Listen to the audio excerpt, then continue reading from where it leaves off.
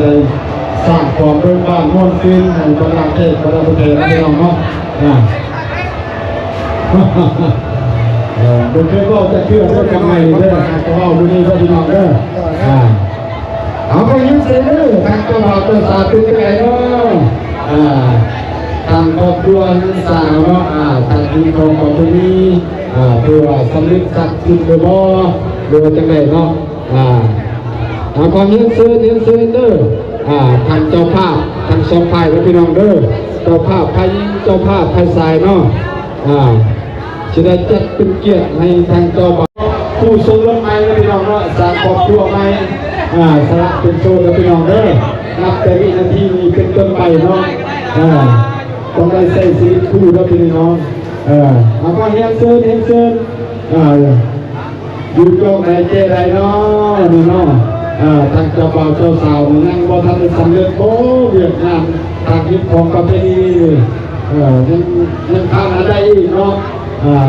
เดี๋ยวนี้ก็ประมาณ12 โมงแล้วนะพี่น้องเลยเนาะการส่งมาพาตัวเอาส่ง5 คน2 คนเปิดเลยแบบลาวทำได้นั่นละนี่เด้นี่เลือกเอาเลยนี่เป็นธรรมดาลาวต่อไปนี้สมรักสมรสบอกเลยเอาเรียนธรรมดามาได้ขึ้นมาก็ได้เอาตัวภาพกันตัวมาดิอยู่ตรงไหนเจอไรขอเรียนเชิญเด้อพี่น้องเด้อพร้อมแล้วก็สิจัดเป็นเกียรติให้ทั้งครูเบาสาวเนาะผู้ที่สร้างครอบครัวให้นับเต็มวันนี้ก็เชื่อว่าสละเป็นโซ่แล้วนะพี่น้องเนาะขอเรียนเชิญบรรดาแขกบรรดาประธานเนาะเป็นหลักฐานพิจารณาขอเห็นเจอเด้อเล่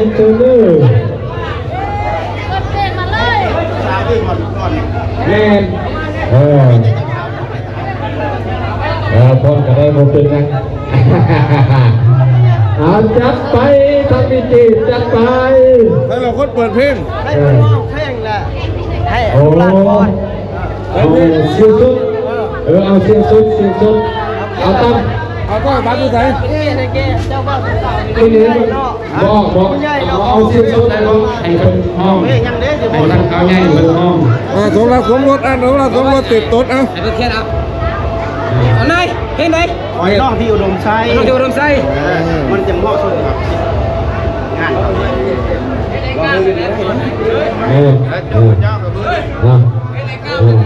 รถเจริญเราพี่น้องเด้อทางดีเจเป็นกำลังค้นหาเนาะบ่เป็นนั้นกำลังค้นหาอยู่อุดมไส้เด้อบ่แม่นอุดมสุขกรุงเทพมาแล้วบ่นี่ทางเจ้าภาพฝ่ายซ้ายเนาะโอ้เจ้าบ่าวเจ้าภาพไทยยิ่งเลยข้าเรียกก่อนยังบ่เห็นเลยเนาะกันอยู่แล้วบ่เห็นเนาะ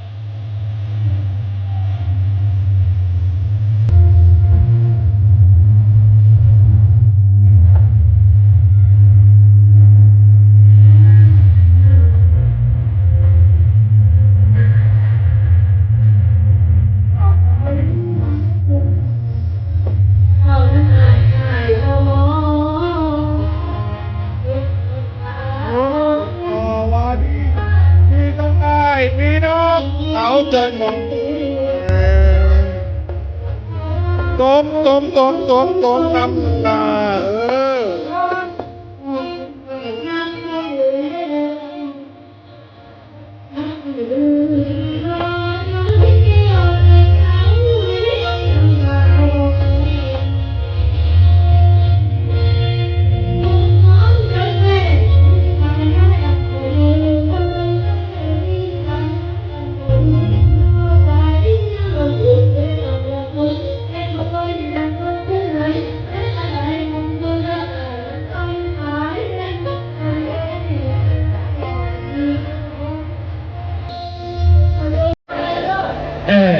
ได้คนเป็นไง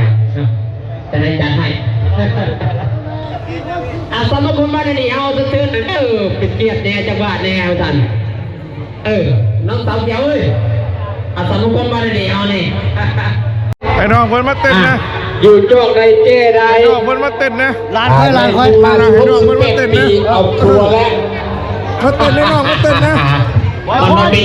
เขาเป็นยังไงบ้าง พากันไปเต้นได้ล่ะ สิ่งที่เขา ไปเต้นนะไปเต้นนะ ลงไปเลยจัน ไปเต้นนะไปเต้นนะเจ้านาลุง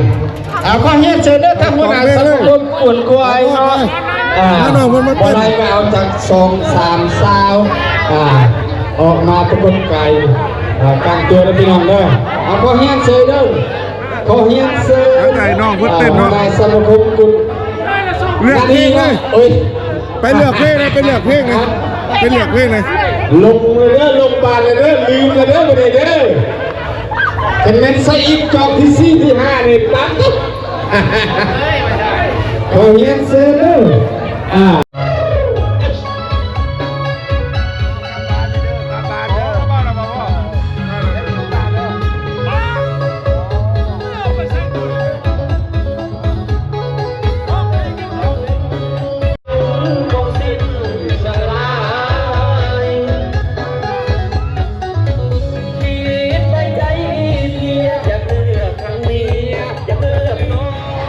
ไม่เหลือพอดีแล้ว จะได้ใหญ่เลย พวกก็การวิธีฮะ ไหนล่ะไปปิดเฮ็ดหยังล่ะไปปิดเฮ็ดหยังล่ะโอ้ยเราไปปิดเฮ็ดหยัง เปิดเพลงเลยเพลงบดังนี่ มดอีหลีว่าตัวนี้มดเกลี่ยงเลย อันนี้อะไรเปิดเพลงค่ะ มดเกลี่ยงเลยบัดนี้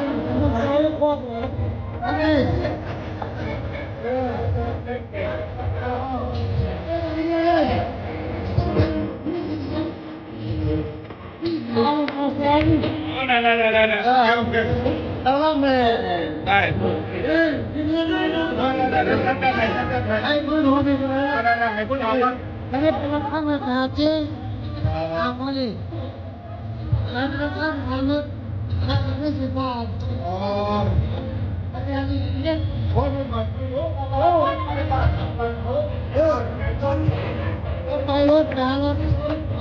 เรียบตามรถดีที่มันเยอะพันแม่ที่สุดมันทำ